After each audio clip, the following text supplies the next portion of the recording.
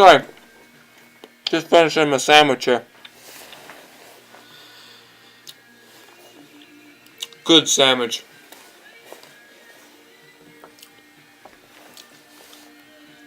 Anyways. Man. Hi. My name's Aidan darby-miller, and I'm going to do a tying video today, a fly tying video.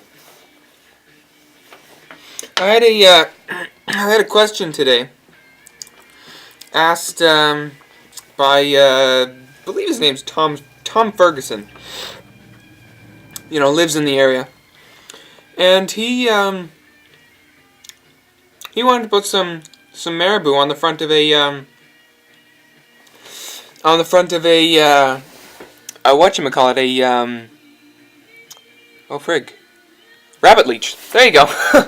A rabbit leech. So I'm going to tie a fly called the Quik-n-Slik. This particular one is not going to be so quick, but it's going to be slick. So let's get to this.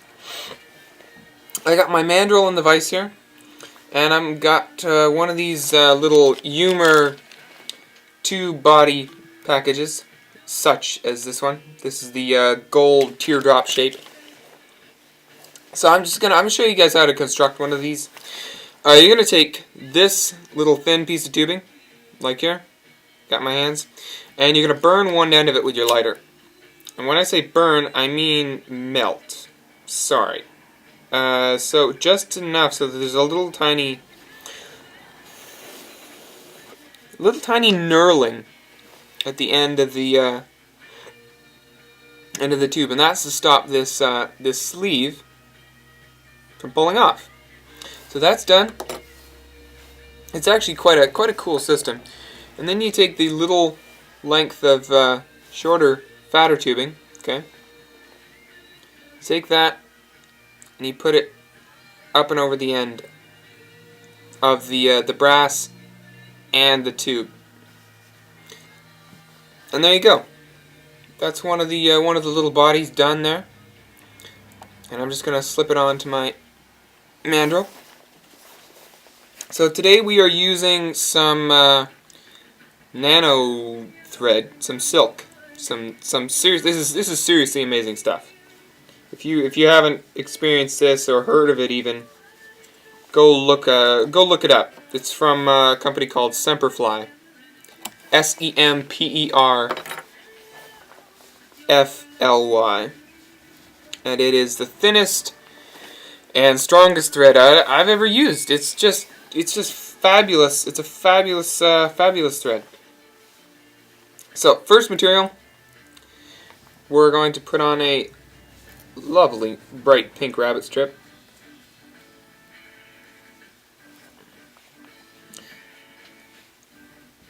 And that rabbit strip, the full length of that rabbit strip is about 3 inches to 3.5 inches, which means the hide is about an inch shorter than that.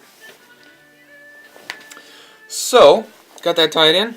The next thing is going to take some marabou. Now this is pink and purple tip dyed marabou. Quite fancy. You don't really need to. You don't need fancy marabou for this. So Tom, this is the part that I was going to. This is the part that, well, you're watching this video for. We're going to wrap some marabou on this fly right where my thread is hanging. And I'm stripping this feather so that it's like this, so that the stem is quite thin. Thick stems do not a good wrapped marabou feather make. That was quite cryptic. I'll try not to do that again, because I didn't even understand what I just said. So I'm going to pull the tip out like this, right? So the feather's back in my hand, and I got tip exposed like this. I always tie my marabou in by the tip, because I think I can control easier how much I'm actually putting on this fly. Whereas if you tie it in by the base, you're sort of committed to put on all those long fibers, whereas I don't necessarily want those. So I'm going to pull it straight up in the air like this, And I'm going to wet my fingers, these two fingers. And then I'm going to stroke all the fibers of this feather in the same direction that rabbit is going. And what this does is make the marabou much more manageable. So it's not fluffy, it's not as fluffy, and it's not getting stuck under itself. And then I'm going to start wrapping. And with each wrap, you want to pull this back.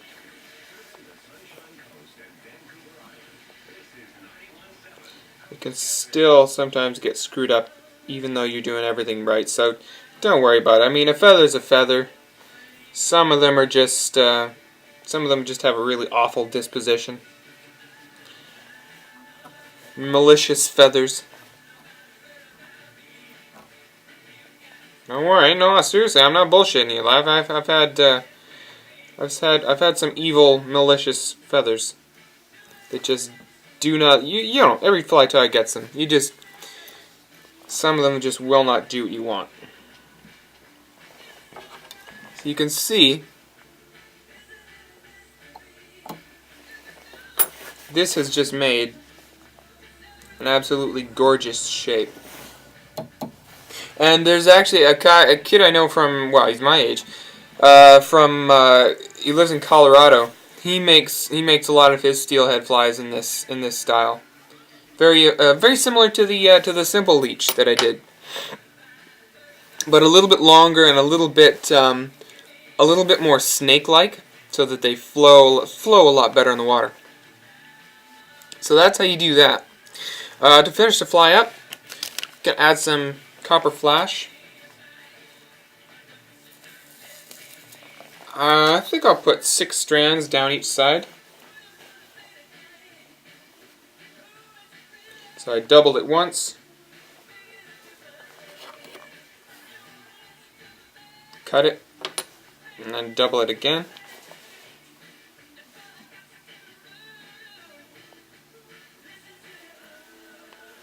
The reason I use this thread for tubes is because tubes, we're going to put a cone head on this, right? And you don't want a crap load of bulk underneath your cone head. If you get a lot of bulk underneath your cone head, then it's just not going to go on properly, and you're going to end up with an unimpressive looking fly. Whereas if you use thread that's really thin, such as this nano thread, it's just incredible because you end up building no head. You end up just like see this? There's nothing there, barely anything. So next thing is I'm gonna take a grizzly hackle, such as these, right? And I'm gonna take one of the really soft ones, like a really soft one, and I'm just gonna wrap this as a little finisher to the fly. You can leave this out if you want. You can totally not bother with this part. But I like to tie flies for you guys a little more updressed. That way, I always say, you can just remove something if you don't like it. And with these, I also tie them in by the tip because I want to keep the fluff on this feather. I want to keep the fluff here. Because the fluff is what makes this fly. It makes it better. So this, you don't have to wet it, but it's the same principle as doing that marabou. The marabou is actually easier to learn how to wrap properly with marabou because it's a much bigger feather, longer fibers, and you don't have to fool around as much. It's more straightforward. Whereas dealing with soft hackle feathers like these is just a little bit finicky to get them to look beautiful.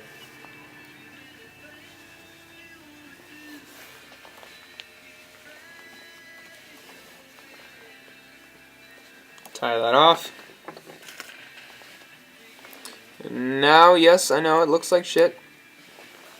Ready? 1, 2. So much better, right? At least it looks good from my side. I don't know how good it looks to you guys. Looks gorgeous to me. Frickin' gorgeous. And now, can I tie that down a little bit more? Whip finish. This thread is also super easy to whip finish with. The one thing I will say about this thread, it's maybe a con, possibly a con, is that I've actually cut materials. Like I've actually cut through deer hair, like just chopped it right off with this thread, right? And it's so you know, that gives you an idea of how strong it is and how thin it is. It will cut right through your deer hair. So I got a green humor cone head here. It's the regular S-tube cone. Gonna put a little bit of Zap-A-Gap right there. Zap gel or whatever you got on hand. Put my cone on there. Voila frickin' la, right? Totally. Gorgeous looking fly. It's gonna have so much movement. Anyways, my name's Aidan darby-miller here at NileCreekFlyShop. I gotta go answer the phone. So, it was nice doing this for you. And we're online at NileCreekFlyShop.com and on Facebook and here on YouTube. Bye!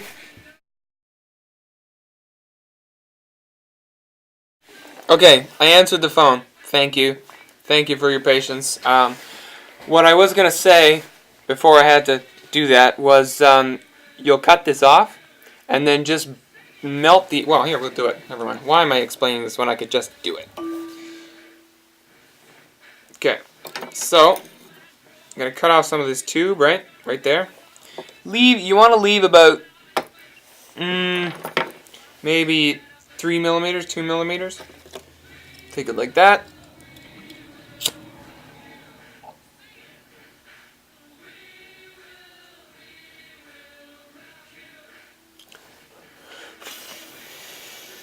And melt it right to the tube. And then this cone is, well, you saw the crazy glue. Cone's never coming off. It's going to be a very tough fly.